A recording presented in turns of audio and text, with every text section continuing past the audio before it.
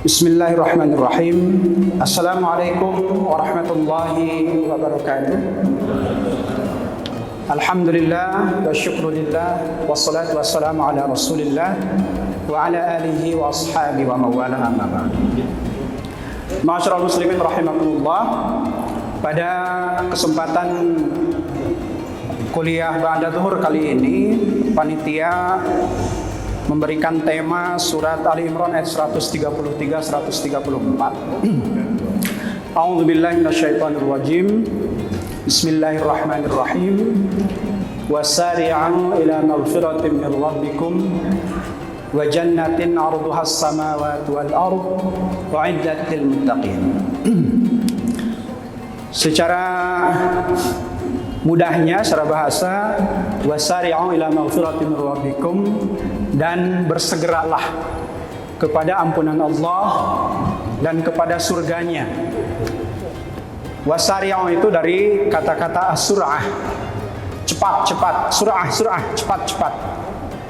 Jadi di ayat ini Allah memerintahkan kepada kita agar berburu akhirat, berburu ampunan Allah itu dilakukan dengan segera, dengan cepat.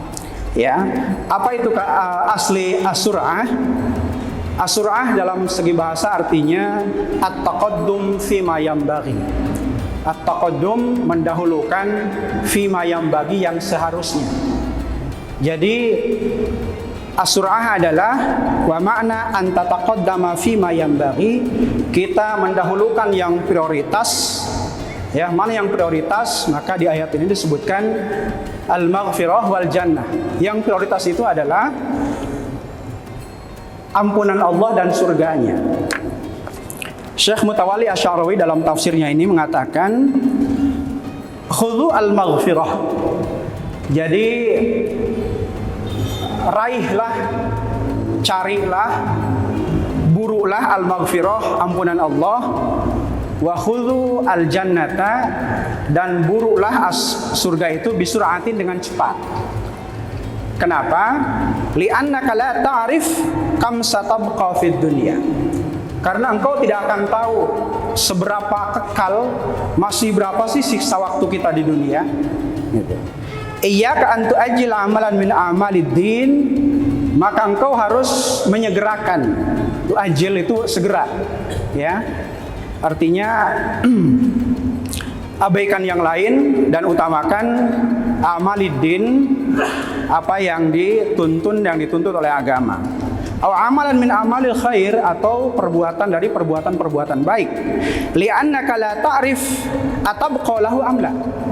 Karena engkau tidak tahu seberapa lagi sih sisa umur yang diberikan oleh Allah Subhanahu wa taala kepada kita. Fantahiz fursata hayatika wa khudh al-maghfirah. Maka optimalkan fursata hayatika, kesempatan hidupmu, wa khudhil al-maghfirah, dan raih, rebut, ya. Khudh, ambil, al-maghfirata, ampunan, wa khudhil jannah, dan ambil, ya, rebut surga itu. Hadza huwal ma'na alladzi ya'ti fihi al-athar as-sa'i. Ini kata Al-Imam Asy-Sya'rawi sama dengan makna dari sebuah hadis, ya, i'mal li dunyaka ka'annaka ta'ishu abada. I'mal, bekerjalah untuk duniamu seakan-akan engkau akan hidup abadan abadi, ya. Wa amal li akhiratika, dan beramallah untuk akhiratmu ka'annaka ta'ishu ghada, seakan-akan engkau mati esok hari.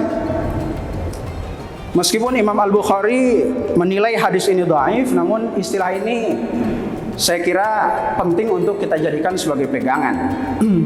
Hadis ini hadis dhaif, hadis mauquf menurut Imam Al-Bukhari, ya. Artinya apa imali dunyaka itu? Kalau untuk kehidupan dunia ini, maka itu masih ada esok-esok hari. Esok juga bisa, lusa juga bisa, gitu.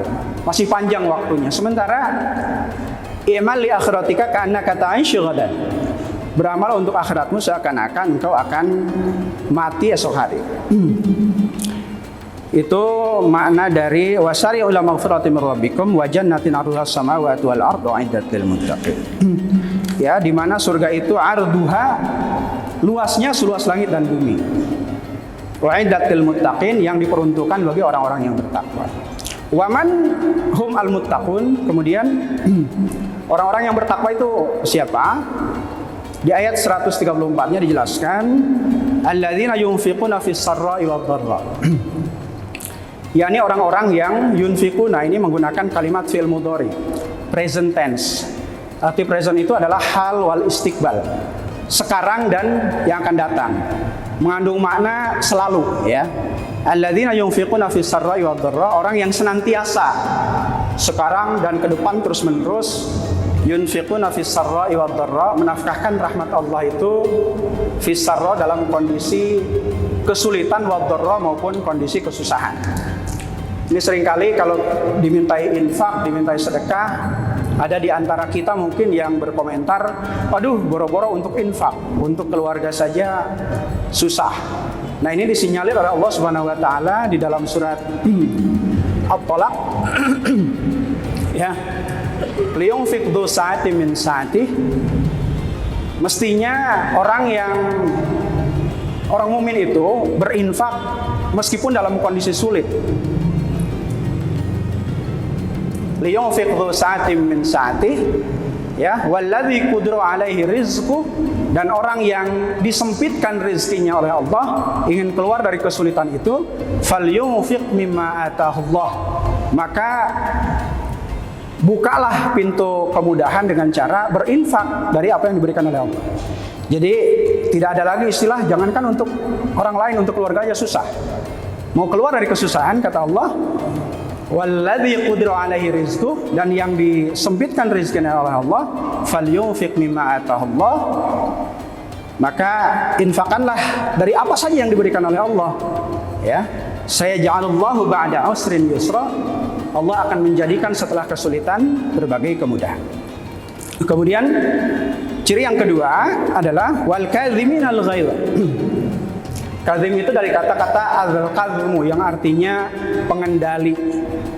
Kalau kuda, delman, unta itu ada tali kekang untuk mengendalikan, itu namanya kadhmu. Maka al-kadhimin al-ghaidhanya adalah orang-orang yang mengendalikan amarah. Karena hakikatnya manusia itu kan diberikan an-nafsu al-ammarah, nafsu amarah dan lain-lain. Ada berbagai nafsu, ada nafsu lawamah, nafsu ammarah, dan nafsu amarah itu la ammaratum bisu, biasanya mengajak manusia kepada keburukan. Nah, orang yang muttaqin adalah al-kadhimin al-ghaidha, orang yang mengelola, mengendalikan amarah. Ayat ini sejalan dengan surat Ali Imran ayat 159, yakni turun berkaitan dengan perang Uhud. Di mana pada saat perang Uhud itu kita tahu kaum muslimin yang merasa berbesar hati bisa mengalahkan kaum Quraisy mengalami kekalahan. Dan kekalahan itu disebabkan oleh tidak disiplinnya pasukan pemanah. Begitu musuh mundur, dikiranya musuh kalah, padahal itu taktik Khalid bin Walid. Ya, kaum muslimin kemudian lari dari posnya, akhirnya digempur oleh Khalid bin Walid dan mengalami kekalahan. Yang tragis adalah pamanda baginda Nabi yang sangat mencintai Nabi dan menjadi pembela terdepan, Hamzah, terbunuh. Ya, syahid, dan syahidnya itu sangat mengerikan. Bagaimana ditombak dari belakang oleh Wahsy, budaknya Hindun, kemudian dimutilasi, ya, dadanya dibelah, jantungnya diambil, diserahkan kepada Hindun. Karena Hindun berkata, siapa yang bisa membunuh Hamzah, maka akan aku bebaskan, akan aku berikan emas seberat tubuhnya. Maka budak-budaknya berlomba-lomba untuk membunuh Hamzah. Nah, Wahsy ketika berhasil menombak Hamzah, kemudian dibelah dadanya, ya, pamanda baginda Nabi itu jantungnya diambil, diserahkan kepada Hamzah, kepada Hindun. Oleh Hindun, jantung pamanda Nabi itu dimakan, dikunyah, dimakan. Sisanya ditebarkan, diberikan, ada yang diberikan, ya, naudzubillah min dzalik.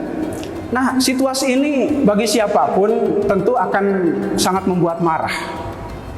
Ya, tapi apakah baginda Nabi kemudian menghukum mereka yang melakukan kesalahan keterlaluan itu di perang Uhud? Tidak. Di surat Ali Imran ayat 159 digambarkan, fabima rahmatin minallahi linta lahum. Karena kasih sayang engkau berikan kepada kaum muslimin, wahai Muhammad, linta lahum, engkau bersikap lemah lembut kepada mereka. Ya, walau kunta fadwan ghalidhal qalbi, seandainya engkau marah, engkau murka, lan faddu min haulik, niscaya sahabat-sahabatmu itu akan berlarian dari sisimu. Fa'fu anhum, karena itu maafkan, wastaghfir lahum, dan diperintahkan oleh Allah untuk memintakan ampun. Nah, di ayat ini berkaitan juga dengan peristiwa Uhud. Jadi orang yang beriman, ciri orang yang beriman adalah al-kadhimin al-ghaidha, orang yang mampu mengendalikan amarah. Bagaimana itu dicontohkan oleh Nabi dalam peristiwa setelah perang Uhud. Bahkan Nabi sendiri, gigi beliau 2 rontok ya. Kemudian kepala beliau di beberapa tempat mengalami luka. Ya, dadanya sampai baju zirahnya sampai robek. Tetapi Allah mengatakan fa'fu anhum, maafkan Muhammad. Wastaghfir lahum, bahkan mintakan ampun untuk mereka. Nah, jadi ciri yang kedua kaum muslimin itu adalah al-kadhimin al-ghaidha, yang mengendalikan amarah. Wal 'afina 'anil nas, dan memaafkan manusia. Masyaallah muslimin rahimakumullah, kenapa memaafkan ini diperintahkan oleh Allah? Tentu Allah tidak akan memerintahkan sesuatu kalau tidak ada manfaatnya bagi manusia.